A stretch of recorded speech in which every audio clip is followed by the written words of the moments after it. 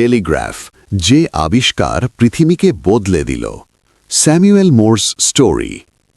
ভাবো তো, তুমি এখন একটা মেসেজ পাঠালে আর সেটা সাথে সাথেই পৌঁছে গেল। কিন্তু একটা সময় ছিল যখন একটা খবর পৌঁছাতে লাগত 5 দিন, 10 দিন, এমনকি মাস।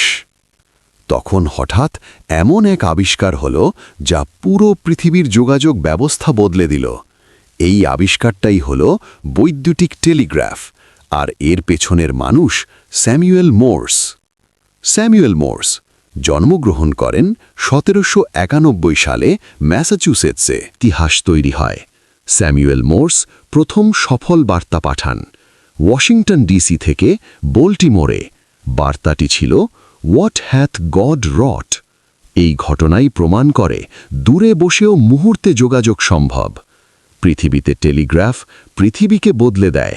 সংবাদ দ্রুত পৌঁছাতে শুরু করে, ব্যবসা বাণিজ্য বাড়ে, যুদ্ধের সময় দ্রুত যোগাযোগ সম্ভব হয়, সরকার দ্রুত সিদ্ধান্ত নিতে পারে।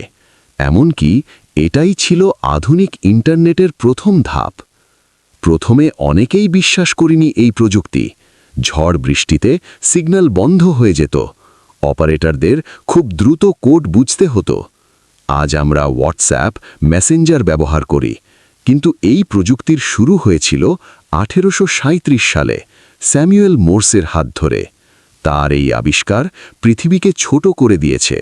তাই বলা যায়, টেলিগ্রাফ ছাড়া আজকের ইন্টারনেট কল্পনাই করা যেত না।